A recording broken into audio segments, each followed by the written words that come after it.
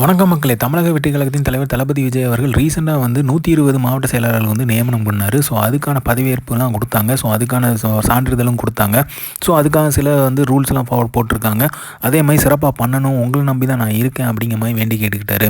So அதுக்கப்புறம் வந்து பார்த்தீங்க அப்படின்னா இப்போ ரீசெண்டாக ஒரு அடுத்த கட்ட நகர்வை வந்து நோக்கி போயிட்டுருக்காரு. என்ன பார்த்தீங்க அப்படின்னா தமிழகம் முழுவதும் தமிழக வெற்றிக் கழகத்திற்கு வந்து பூத் கமிட்டி நிர்வாகிகளை நியமிக்க வேணும் அப்படிங்கிற மாதிரி தளபதி விஜய் அவர்கள் உத்தரவு போட்டிருக்காரு. தளபதி என்ன சொல்லியிருக்காரு அப்படின்னா, அதாவது தமிழ்நாட்டில் உள்ள ஒவ்வொரு பூத் கமிட்டியிலையும் நிர்வாகிகளை வந்து நியமிக்கணும். ஸோ வாக்குச்சாவடிகள் எங்கெல்லாம் இருக்கோ அங்கெல்லாம் வந்து பூத் கமிட்டி மெம்பர்ஸ்களை வந்து நியமிக்கணும்.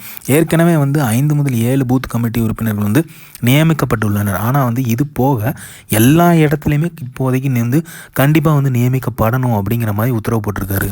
ஒவ்வொரு பூத்துக்குமே ஒவ்வொரு ஆளை கண்டிப்பாக நியமிக்கணும் அப்படிங்கிற மாதிரி சொல்லியிருக்காரு. ஸோ அரசியல் கட்சி அப்படின்னு பார்த்துக்கிட்டிங்க அப்படின்னா பூத் கமிட்டி நிர்வாகிகள் வந்து ரொம்ப முக்கியம். ஏன்னா அவங்களுக்கு தான் தெரியும் லோக்கல் பர்சன் வந்து யார், அந்த லோக்கல் பர்சனில் வந்து யாரெல்லாம் வந்து நம்மளோட சப்போர்ட்டர்ஸ் அப்படிங்கிறது கிளியராக தெரியும். ஸோ அவங்களோட முக்கியத்துவம் வந்து ரொம்ப ரொம்ப முக்கியம்.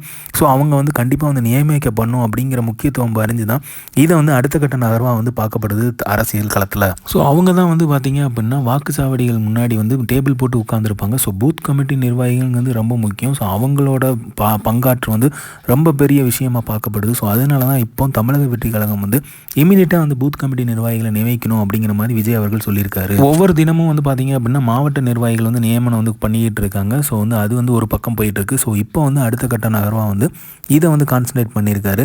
ஸோ இன்னும் பல விஷயங்கள் பண்ண வேண்டியிருக்கு தாவேக்கால. ஸோ அதை வந்து ஒன்றா வந்து பண்ண ஸ்டார்ட் பண்ணிட்டாரு. ஏன்னா கட்சி ஆரம்பித்து 1 வருடங்கள் ஆகுது. ஸோ அது பற்றியில் பார்த்தீங்க அப்படின்னா மாநாட்டுக்கு அப்புறம் வந்து வேகமாகவே நடந்துகிட்டு இருக்குன்னு தான் சொல்லுவேன். அந்த அளவுக்கு வேகமாக வந்து நகர்த்திட்டு இருக்கார் தளபதி விஜய் அவர்கள்.